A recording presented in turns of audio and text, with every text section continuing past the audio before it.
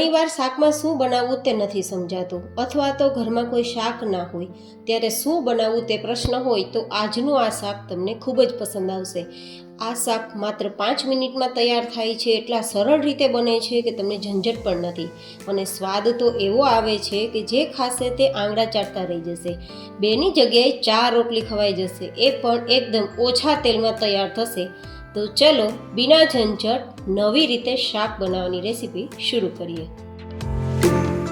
તો જેમના માટે મિક્સર જારમાં લગભગ આપણે 1/4 કપ જેટલું રેડીમેડ જે ચવાણું આવે છે તેનો ઉપયોગ કરશું. તમે ઘરમાં જો ચવાણું તૈયાર કરેલું પડ્યું હોય તો તે પણ લઈ શકો, નહીં તો આપણે કોઈ પણ નાના મોટા પ્રોવિઝન સ્ટોરમાં રેડીમેડ ચવાણાના પેકેટ આવે છે તે પણ ઉપયોગમાં લઈ શકો. તેને આપણે પાવડર તૈયાર કરી લઈશું, અધકચરો. તો આ રીતે ચવાણાનો અધકચરો પાવડર તૈયાર થઈ ગયો છે, તો તેને આપણે એક વાસણમાં લઈ અને પછી તેને સાઈડમાં રાખી દઈશું. હવે આપણે તે જ મિક્સર જારમાં ગ્રેવી તૈયાર કરવા માટે 2 થી 3 નંગ જેટલા ટમેટાના ટુકડા ઉમેરી દઈશું, અને સાથે લગભગ 4-5 નંગ જેટલા મરચાંના ટુકડા અને 2-3 ઇંચ જેટલો આદુનો ટુકડો ઉમેરી દઈશું અને ગ્રેવી તૈયાર કરી લઈશું. તમે અહીંયા લસણ ડુંગળીનો ઉપયોગ કરી શકો છો, પણ મેં નથી કર્યો તો હું નથી ઉમેરતી. હવે આ રીતે આપણી ગ્રેવી તૈયાર થઈ ગઈ છે, તો તેને અત્યારે આપણે સાઈડમાં રાખી દઈશું.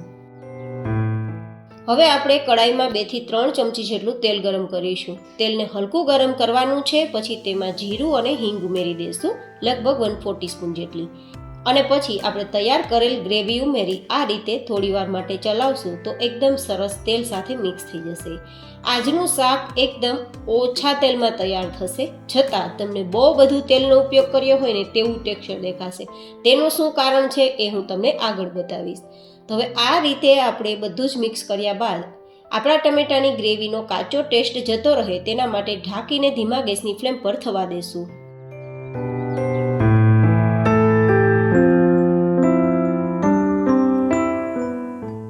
એકાદ મિનિટમાં જ લગભગ ટમેટાની ગ્રેવી કૂક થઈ જશે, કારણ કે તેમાં સમય નથી લાગતો. તો તમે જોઈ શકો છો ઉપર આપણું તેલ દેખાવા લાગ્યું છે, મતલબ ટમેટાની ગ્રેવીનો કાચો ટેસ્ટ જતો રહ્યો છે.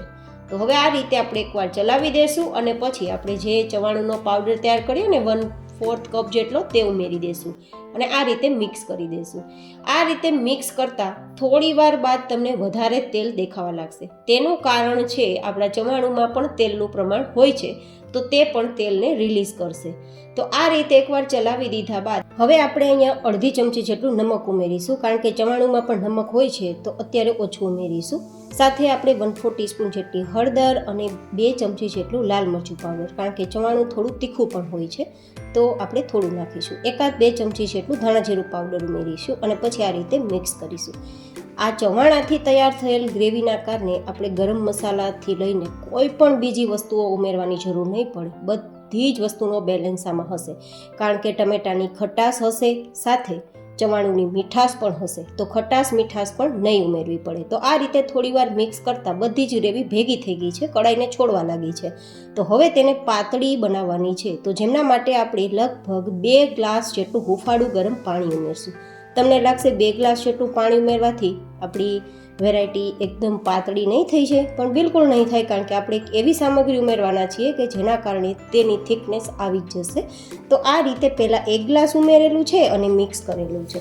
હવે ફરીથી આપણે 1 ગ્લાસ જેટલું બીજું પાણી ઉમેરીશું અને તેને પણ મિક્સ કરી દઈશું.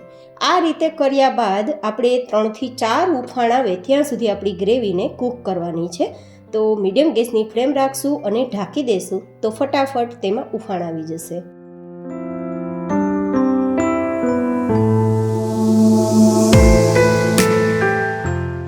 તો લગભગ 3-1 મિનિટ જેવો સમય થયો છે અને આપણે જોઈએ ને તો તેલ એકદમ છૂટું પડી ગયું છે અને આપણી ગ્રેવી છે ને ઉકળી ગઈ છે. બસ આટલે સુધી આપણે ગ્રેવી ઉકાળવાની કે આપણે જેટલું તેલ ઉમેર્યું ને તે બધું છૂટું પડી જાય. તો હવે આપણે અહીંયા લગભગ 1 કપ જેટલું ચવાણું ઉમેરીશું. જે ચવાણું આપણે ગ્રેવી બનાવવામાં યુઝ કર્યું ને તે જ ચવાણું છે. આ રીતે ચવાણું ઉમેર્યા બાદ એકવાર મિક્સ કરી દઈશું અને લગભગ અડધી મિનિટ માટે આપણે કૂક કરીશું. હવે અહીંયા વધારે સમય નથી આપવાનો, કારણ કે હવે વધારે વધારે ઉકળશે તો આપણું ચવાણું છે તે બધું જ પાણી પી જશે અને ઘટ થવા લાગશે.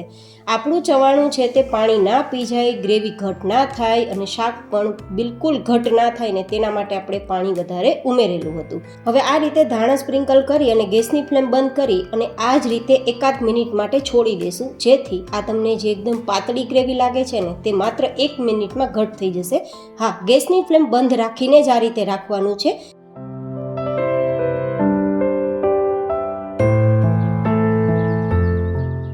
તો હવે તમે જુઓ, એકાદ મિનિટ પછી આપણું શાક પહેલાં કરતાં થોડું થીક થઈ ગયું છે. તો હવે આપણે તેને સર્વ કરી લઈશું.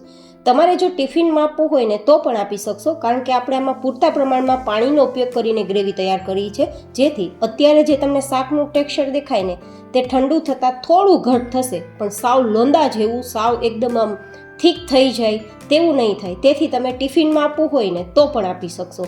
આપણે આમાં ચવાણું ઉમેર્યું છે ને ગ્રેવીમાં, તો ગ્રેવીની અંદર ચવાણુંનું તેલ પણ રિલીઝ થયું છે, તો તમને થોડું વધારે દેખાતું હશે.